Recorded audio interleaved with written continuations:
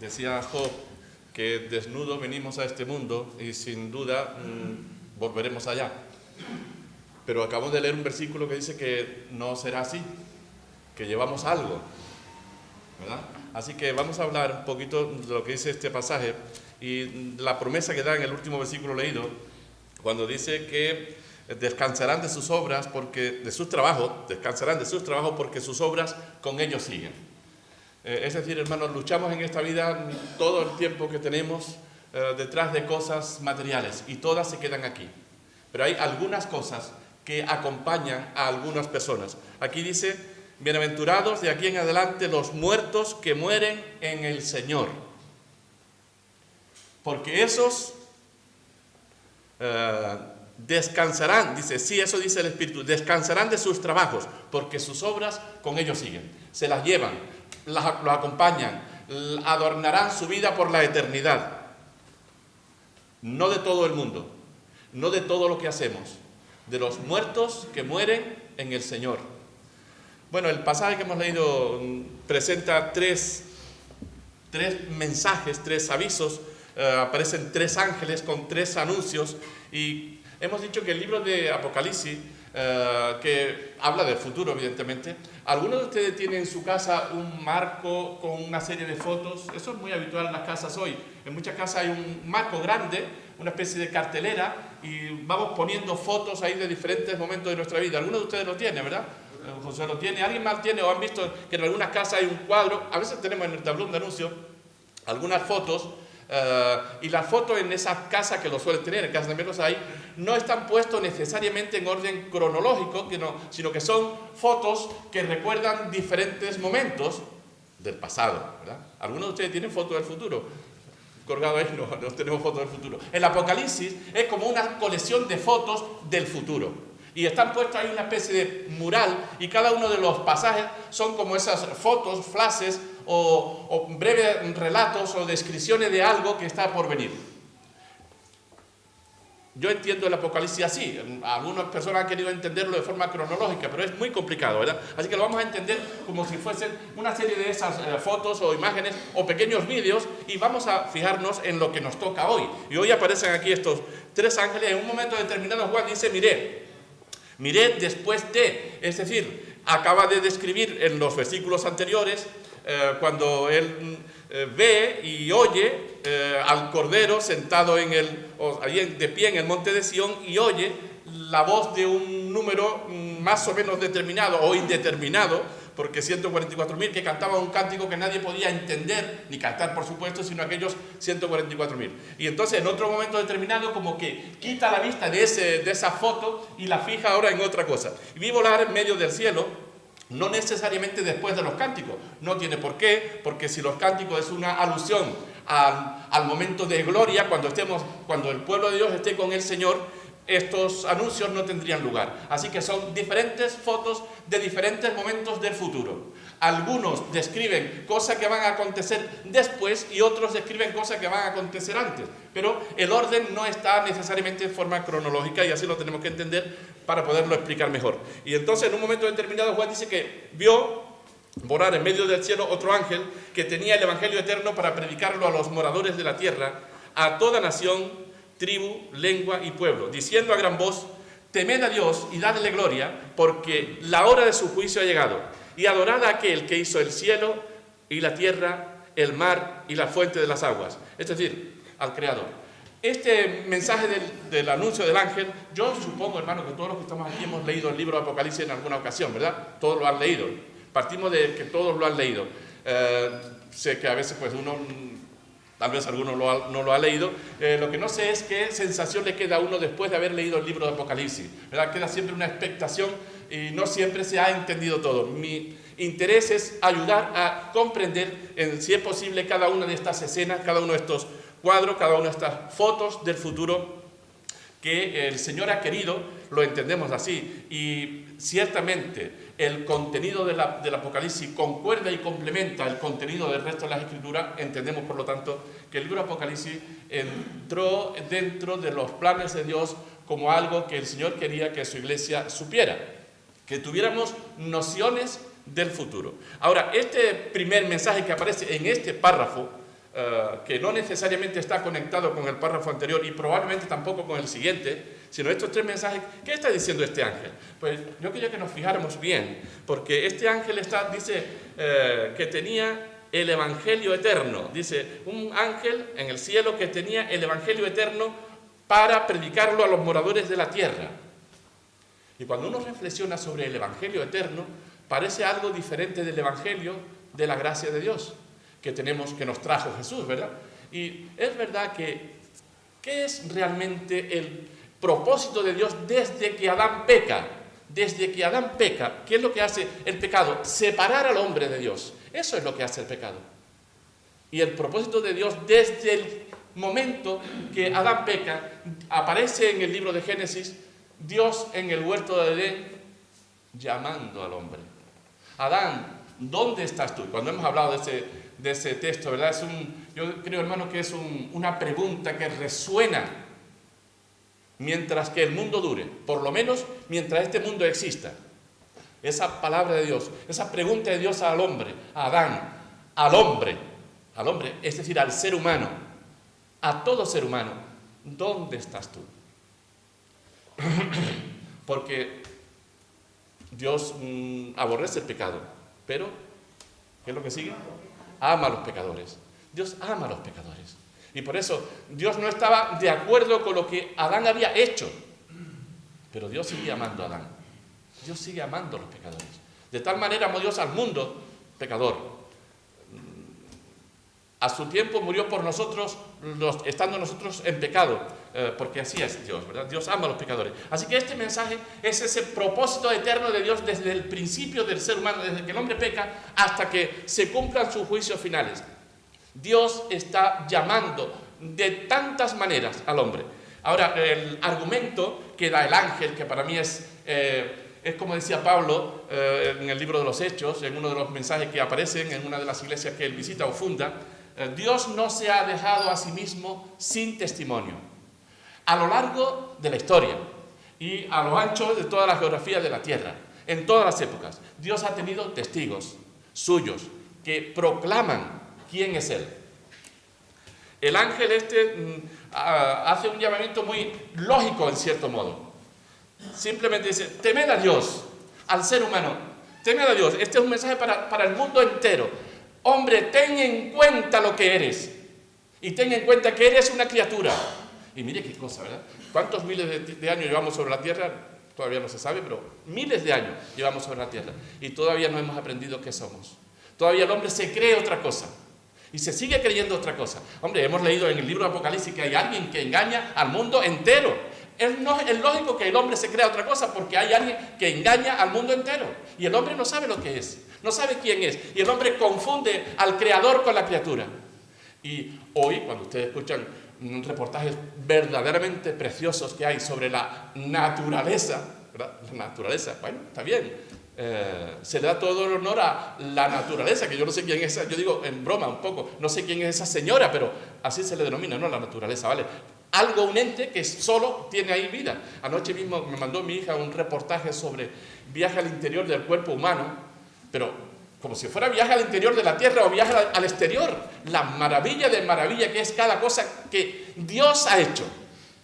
Pero el hombre no quiere ver a Dios en la naturaleza. Y por eso aquí el mensaje eterno es, hombre, date cuenta, piensa, entiende. Dice que hay alguien que hizo el cielo, la tierra, el mar y la fuente de las aguas y todo lo creado. Que lo que nosotros vemos y podemos estudiar y nos maravilla es la obra de alguien que lo ha hecho. Y no hay alternativa. Vaya, el reportaje ese que habla de viaje al interior del cuerpo humano, uno se queda sorprendido. No tengo los datos ni los voy a sacar ahora, pero es impresionante. Y el hombre hace bien. Yo digo, tenemos que estudiar el cuerpo humano, tenemos que estudiarlo. El hombre debe estudiarlo. Tenemos que viajar al espacio, tenemos que viajar al espacio. El hombre no hace mal por viajar al espacio. El hombre tiene que comprobar qué hay ahí fuera. Está bien que lo haga. Lo que el hombre tiene que entender es que todo eso, es decir, cuando uno viaja, y no soy, yo he hecho los viajes que he hecho, cada uno ha hecho los viajes que ha hecho, pero los que han viajado, al final, solamente si son honestos, dicen, qué maravilla. Y en todo caso hay otra conclusión que siempre se llega. El hombre está buscando algo, la ciencia busca algo que cuando llega al interior del cuerpo humano, al interior de la Tierra o a la Luna, dice, pero aquí no está. Estoy buscando algo que podría estar aquí, pero no está aquí. Bueno, es un gran descubrimiento. El hombre nunca va a encontrar la verdad en el interior del cuerpo humano. No la va a encontrar en Marte, no la va a encontrar en el fondo, en el centro de la Tierra. Pero tiene que indagar para darse cuenta que ahí no está. Eso no es malo investigar, pero no está ahí. Y el ángel está proclamando, mirad, simplemente contemplad, oh hombres, dice, temed a Dios y dadle gloria. Porque el tiempo también está fijado. Dios pone límite a las cosas. Dios pone límite, y eso también lo hemos dicho, y la Biblia lo dice, y la ciencia lo reconoce, que las cosas, nosotros nacemos, y hay un día para nacer, y un día que se termina. Y la Tierra tiene previsto, según, bueno, la Biblia, la palabra de Dios, y la ciencia descubre también su final. Y dice, porque la hora de su juicio ha llegado, es decir, el tiempo pasa, y el hombre tiene la necesidad, tiene la obligación, la necesidad, el deseo de Dios de que reflexione. Dios nunca se ha quedado sin testimonio. Y este ángel es esa voz de Dios que está, a veces en forma de hombres que proclaman, pero la misma naturaleza proclama. Yo diría, hermanos, que Dios habla a través también, de tantas maneras, habla a través de su creación, habla a través de la conciencia. Lo que pasa es que el pecado distorsiona todo. Y el hombre hace bien con indagar. Ustedes saben, uno de los retos de la ciencia actual es estudiar el cerebro humano. Y hace bien con estudiarlo y seguirá profundizando. Pero ahí no está tampoco lo que el hombre busca. Y entenderá que no está ahí. No sé cuándo se llegará al final, a descubrir realmente. Yo entiendo que es imposible, ¿verdad? Es imposible llegar al final, yo al final de mí mismo. Eso es imposible. Y el hombre no es más que un hombre. Y investiga el cerebro de un hombre. Así no podrá llegar. Pero bueno, que llegue hasta donde llegue. Y entenderá que ahí no está. Ahí no está el alma, ahí no está la verdad, ahí no está el secreto de la vida, ahí no está el secreto de la felicidad. Investigue lo que investigue. Hace bien para entender simplemente que no está ahí. Que una cosa es la criatura, una cosa es la creación y otra cosa es el creador. Y el Evangelio eterno es esa voz que resuena, yo diría, hermano, por todos los medios, diciéndole al hombre, reflexiona y piensa y teme a Dios. Reconoce que eres una criatura.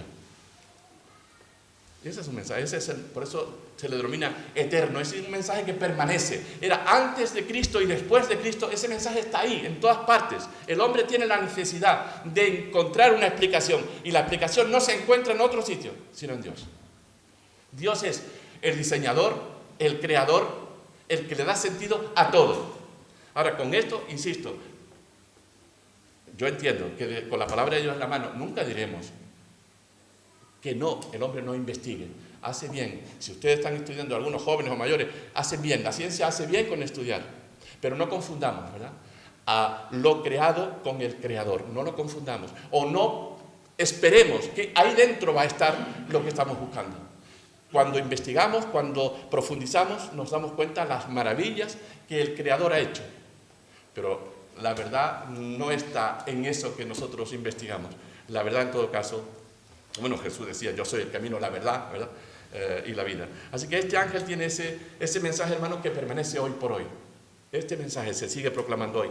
Juan vio en el libro de Apocalipsis que hay un mensaje que sigue resonando es decir, permanentemente, desde que el hombre pecó. Porque Dios quiere que el ser humano vuelva a Él, que el ser humano le tenga en cuenta. No es señal de menos inteligencia reconocer la propia limitación. Normalmente, el hombre más inteligente se da cuenta de sus limitaciones. Pero en general, el hombre, la limitación de conocer a Dios, no la quiere ver. Así que cuando una persona realmente se da cuenta de sus limitaciones y que necesita a Dios, no está siendo menos inteligente.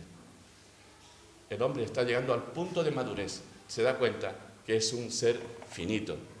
Y hermano y amigo, cuanto antes tú llegues a esa conclusión, mejor. Cuanto antes llegues, mejor. Te das cuenta, porque la vida es tan breve.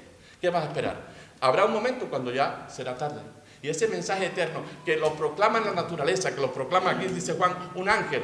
Puede ser un ángel que habla a través de los astros, de la luna, del espacio, de la luz, del sol, de la belleza de las flores. ¿Han visto las flores tan preciosas que tenemos ahí en la puerta ahora, verdad? Y las personas no son preciosas la mayoría, ¿verdad? Somos hermosos. Que Dios ha hecho tantas cosas hermosas, pero tantas. Yo en ese vídeo del viaje a la formación de un bebé, cómo se forma todo, es que uno se queda realmente impresionado. No cabe en la mente cómo tanta maravilla. Y habla de la grandeza del Creador. Es decir, Dios sigue hablando a través de la ciencia. Yo creo que Dios habla a través de la ciencia. Claro que habla. Lo que pasa es que los hombres van buscando lo que vayan buscando. Pero Dios habla. Y está ahí. Ese mensaje se sigue proclamando. Así que ese mensaje, Juan vio que hay un mensaje permanente. Eso lo vio Juan en el Apocalipsis y hacemos bien con tomar nota de ello. El otro ángel, el segundo, le siguió diciendo, ha caído. Bueno, leímos antes una referencia muy breve, muy leve, que no iba directamente con, pero aparecía ahí también el nombre de Babilonia. Babilonia fue una ciudad, porque el versículo 8 dice, ha caído Babilonia, la gran ciudad, porque ha hecho beber a todas las naciones del vino del furor de su fornicación, o de la pasión de su fornicación. Y aquí está este ángel diciendo, esa ciudad ha caído. Es verdad que en capítulos anteriores aparece el dragón, Satanás, la serpiente antigua.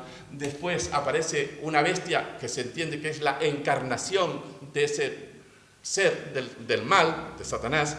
Y ahora aquí aparece como el mal de alguna manera representado por esta ciudad, por Babilonia, ¿no?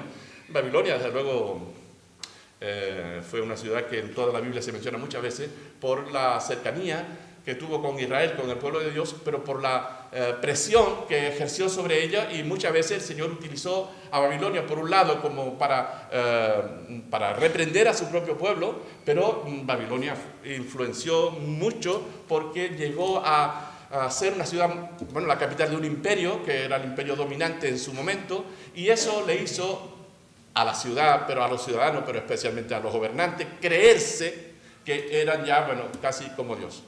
Así que Babilonia no representa más que, una vez más, el egoísmo humano, o se podría hablar de lo que hoy está por ahí un poco, bueno, subyace por ahí en la filosofía actual, el humanismo, es decir, el hombre por encima de todo, por encima de Dios. Babilonia representaba los placeres, es decir, la cultura y la riqueza habían llegado a un punto de esplendor envidiable y mucha gente eran seducidos, igual que pasa hoy. ¿Por qué la gente viaja mayormente a Londres o a Nueva York y no viaja tanto turísticamente, qué sé yo, a ciudades, digo yo, capital de, qué sé yo, del Congo o de no sé qué, ¿no? ¿Por qué? Porque el lujo y los placeres y tal están en esas grandes ciudades. Así que algunos han dicho que Nueva York es Babilonia, o Londres, o quién sabe, o Madrid, pero no se trata de una ciudad determinada. Aquí Babilonia, lo que el ángel está diciendo es que esa filosofía, esa forma de vida que ensalza, que realza los placeres y los valores simplemente materiales, eso también tiene final.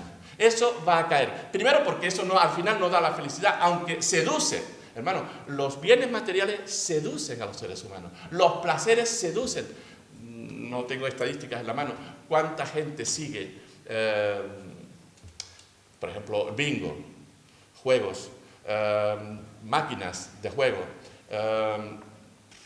el negocio de la prostitución? Por un lado, los que lo usan como negocio, pero no habría negocio de los negociantes si no hubiera usuarios. Sí, y entonces dicen, mira, los que trafican con mujeres, bueno, ¿y por qué trafican? Y los que trafican con drogas, porque hay quien la usa. ¿Quién la usa? Pues averigüen ustedes quién la usa. A lo mejor, espero que no los que estamos aquí sentados, pero eso es lo que hay. Es decir, mucha gente son seducidas por los placeres, mucha gente. Y la iglesia está tentada a ser seducida por Babilonia. Babilonia representa eso, los placeres, el esplendor, la gloria de los seres humanos, o la vanagloria de los seres humanos, lo conseguido por la humanidad. Y eso, hermano, siempre ha sido así. Babilonia se cae en su propia miseria y las grandes ciudades, y las grandes ideologías humanas vuelven a caerse. Uno puede pensar como ilustración, el muro de Berlín. para que entendamos. Por muchos años se levanta un muro porque había gente de una forma de pensar en un lado y otra forma de pensar en otro. Y la forma de pensar que se quería proteger o lo que fuese, se hunde en su propia miseria. Y se da cuenta, la historia ahora demuestra que aquello que se pretendía conseguir no sirvió para nada. Ahí quedó todo enterrado en sí mismo. Y tiene que volver a... Eso es lo que representa Babilonia, es decir, el exaltar los placeres, los valores puramente humanos. Pero dice este ángel, eso tiene su final. Esa ciudad ha caído, aunque aquí solamente es un anuncio, en el capítulo 18 se describe con más detalle la destrucción o la caída final de ese poder de atracción que tienen los placeres humanos y los logros humanos. El hombre exaltándose a sí mismo, pensando que el fin de todo es el ser humano, ¿no? Pues dice el ángel, este segundo ángel, Juan vio en esas fotos que le estaba viendo, que esa filosofía, esa influencia tiene también su final. Está anunciado. Es verdad que ha hecho beber, ha influenciado, ha afectado a mucha gente. Y bueno, creo que lo hemos mencionado otras veces, en lo que estadística que recuerdo, porque tampoco estoy todos los días, no tengo ni el tiempo ni los medios, en la estadística que recuerdo. Usuarios, por ejemplo, de páginas o de webs de pornografía en Estados Unidos, donde se hacen todas las estadísticas. Un grandísimo número de los usuarios son personas que se llaman cristianos, pero por decir eso, pero igual si se hace uso del tabaco, pues dirán también, y de otras cosas también. Es decir que aquí dice que Babilonia ha hecho beber la seducción de los placeres, o sea, la influencia de los placeres hacen a veces seducir hasta a los creyentes, ¿no? Pero bueno, aquí el ángel dice, eso va a ser quitado de en medio, va a ser destruido. Y otro tercer anuncio, el tercer ángel, en estas frases, que yo quiero que lo veamos así, ¿verdad? El tercer ángel lo siguió diciendo a gran voz. No podemos olvidar que en el capítulo 13 se habla y se obliga a la gente, según la bestia aquella que encarnaba al mismo Satanás, a adorarle. Y el que no le adoraba, pues sufría las consecuencias de no adorarle, y algunos podían ser muertos. Y le adoraron todos, excepto los que tenían la marca de Dios en su frente y en sus corazones. Es decir, los creyentes fueron los únicos que no lo adoraban, pero fueron presionados porque no podían ni comprar ni vender. Y ahora Juan ve aquí, dice, oye, vamos a decir así, ve, pero oye, vi volar, pero el ángel que decía, versículo 9 que acabo de leer, diciendo el ángel a gran voz, así que Juan lo vio y lo oyó. Si alguno adora a la bestia, aquí están las consecuencias de la apostasía o de seguir el pecado. O sea, las consecuencias del pecado. Y no lo pone en este cuadro que Juan describe. Bueno, como se puede decir, no es mal amigo el que avisa, ¿verdad? No es traidor. Y Juan avisa porque Dios se lo muestra. Mira, estas son las consecuencias del pecado. Y especialmente incluso de aquel que, habiendo conocido el Evangelio, habiendo oído el Evangelio, cede a las presiones del mal, del pecado, de Satanás, de la bestia, de la influencia de la ciudad, y adoran a la bestia, terminan rindiéndose al poder satánico, que fue lo que pretendió Satanás con Jesús, ¿no? Todo esto te daré si postrado me adoras. Y Jesús se mantuvo firme, ¿no? Entonces este tercer ángel dice, si alguno adora a la bestia en su imagen y recibe la marca en su frente o en su mano, que sepa lo que le viene, que lo sepa. Un aviso muy fuerte. Dice, él también beberá del vino de la ira de Dios. Es decir, va a ser afectado por el juicio divino. Verá el vino de la ira de Dios, que ha sido vaciado puro en el cáliz de su ira. Es decir, sin suavizante o sin agua que lo diluya, sino con toda la fuerza de la ira de Dios contra el pecado. Aquellos que cedan a las tentaciones de Satanás, por eso las promesas de Dios son, hermano, no hay promesa en ninguna parte escrita, ni siquiera imaginada, mayores que las promesas que están en la palabra de Dios. Pero las advertencias, las consecuencias del pecado, tampoco hay cosas más terribles que las cosas que están escritas en la palabra de Dios. Esta mañana en la clase veíamos acerca del llamamiento de Jeremías, cuando el Señor llama a Jeremías. Y el Señor, y mismo Jeremías tiembla y dice, Señor, pero si yo soy un niño, ¿qué voy a decir yo? Y el Señor le ha dicho, yo te he puesto, recuerda el versículo, creo que era el 9, por ahí, el capítulo 1. Yo te he puesto, dice, para arrancar, para destruir, para derribar y para edificar y para plantar. Y la palabra de Dios tiene esa doble finalidad. Tiene la finalidad de destruir el pecado, hablar contra el pecado o advertir de las consecuencias del pecado, pero también tiene la virtud, ¿verdad?, de hablar de la maravilla, como se habla en los primeros versículos o vemos ahora en el último versículo que leímos de este pasaje. Pero las consecuencias del pecado aquí son terribles. Dice, estoy leyendo el 10, ¿no? Él también beberá del vino de la ira de Dios, que ha sido vaciado puro en el cáliz de su ira, y será atormentado con fuego y azufre delante de los santos ángeles del Cordero. Y el humo de su tormento sube por los siglos de los siglos, no para un día ni dos. Esto es fuerte, ¿verdad? Y difícil de digerir para nosotros. Pero eso es lo que Juan vio, y Juan lo dice. Y nosotros lo leemos y no podemos ocultarlo. Humanamente me gustaría amortiguarlo y decir, bueno, esto a lo mejor es por 5 días, por 10 años o por 1000 años, pero pasa. No, aquí dice por los siglos de los siglos, es decir, para siempre. Algunos se empeñan en decir que no, que diga cada uno lo que les parezca, pero nosotros no podemos tergiversar lo que la palabra de Dios revela. Juan vio, oyó y escribió, y aquí está. Y aquí estamos leyéndolo, porque entendemos que es así.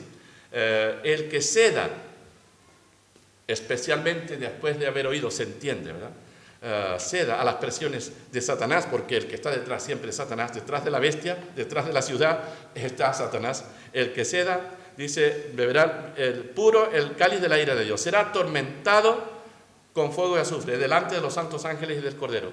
Y el humo de su tormento sube por los siglos de los siglos. No tiene reposo de día ni de noche los que adoran a la bestia y a su imagen, ni nadie que reciba la marca de su nombre. Así que esto es lo que Juan plantea. Esto nos pone en una disyuntiva. No sé si a alguien le parece agradable lo que se describe. Desde luego, cuando se dice el cáliz puro, está diciendo con todas las consecuencias, con toda la fuerza, su ira va a ser derramada. Dice, será atormentado delante de los santos ángeles. La idea, me imagino, qué sé yo, los hombres que están, las personas que están presas, ¿no? Que pudimos haber sido cualquiera de nosotros, o no, pero bueno, las personas que están presas, que conocen la libertad y no la tienen. Tal vez el que ha nacido en la cárcel, que en algunos casos hay, quizás no puede valorar o no puede apreciar lo que significa estar encerrado, pero las personas que han vivido la libertad y que ahora se ven presas y que algunos podrían mirar, la mayoría de las cárceles no te permiten ver el exterior, pero imagínate que pudiera a través de cristales especiales, que pudieran ver la vida y ellos encerrados ahí dentro. O sea, el estar encerrado ya es un sufrimiento, pero si además ve la vida por fuera y yo aquí encerrado, eso es un tormento, ¿verdad? Un tormento. Es decir, si todavía eres inconsciente de lo que hay fuera, pero si además lo ves lo que hay fuera, y tú dentro, el sufrimiento es... Y por eso Juan lo describe tal como es. Dice que ellos veían, era en presencia de los santos, delante de los santos ángeles y del Cordero. Ellos podían ver esto, pero ellos no podían disfrutarlo. Ellos estaban en su lugar de tormento, y no por un día, sino, dice, por los siglos de los siglos. ¿Cómo entendemos esta frase? Todo el mundo la entiende, por la eternidad, por la eternidad. Hasta el Papa ha dicho ya que eso no puede ser, el Papa que no existe, y los testigos de Jehová también dicen que eso no es así. Cada uno que diga lo que quiera, pero nosotros no podemos decir otra cosa. Alguno puede decir, pero esto me parece demasiado. ¿Y quién soy yo? ¿Quién eres tú para decir que es demasiado? Es que Dios no puede hacer las cosas como Él dice, y no lo está advirtiendo. ¿Es que no lo está advirtiendo acaso? Y más claramente, es decir, aquí, y no desde ahora, sino desde cuándo. Decimos que el Evangelio eterno, es decir, la llamada de Dios a Adán, hermano, esa llamada resuena por todos lados, resuena por la naturaleza, como decíamos, resuena porque hombres y mujeres de Dios han hablado a lo largo del tiempo, y resuena en las conciencias de los seres humanos. Resuena ahí dentro, pero el hombre no le hace caso. Bueno, las consecuencias vienen, y las consecuencias, como dicen aquí, son terribles. Ni reposo, ni de día, ni de noche. Los que adoran a la bestia a su imagen, ni nadie que reciba la marca de su nombre. Así que, como antes la bestia va a forzar, es decir, el mundo, hermano, el mundo va a presionar a los creyentes, a ti y a mí. No nos olvidemos, no estamos hablando de los creyentes del primer siglo, los del primer siglo, los del segundo siglo, los del siglo XV y los del siglo XXI. Y si el Señor permite, los del 22. Satanás va a presionar para que abandonemos. Siempre va a presionar. Pero, dice Juan, Aquí está, versículo 12, aquí está la paciencia de los santos. Hay que entender, aquí está la firmeza de los santos, los que guardan los mandamientos de Dios y la fe de Jesús. Ahí está. Satanás intentará siempre engañar, seducir, hacer que le sigamos. Siempre. El Señor está ahí, mantiene su mensaje eterno. Y ya, como dice el libro de los Hebreos, Dios habiendo hablado muchas veces, en otra manera a los padres, a través de los profetas, en estos posteriores tiempos nos ha hablado por el Hijo. Es decir, que Dios nunca se ha dejado sin testimonio.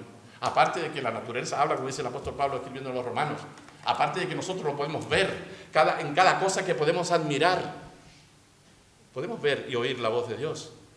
Pero el que es seducido por Satanás, el que se deja seducir, ¿cómo lo explicamos, hermano? Yo no lo sé si se deja seducir o es seducido. ¿Es culpa de Satanás o es culpa de la persona? El Señor lo sabe. Ahora, una cosa está clara. Jesús fue tentado por Satanás, pero Él se mantuvo firme. Y dice Juan, aquí está la firmeza, la paciencia de los santos. Resistir, como dice Pedro, resistid al diablo.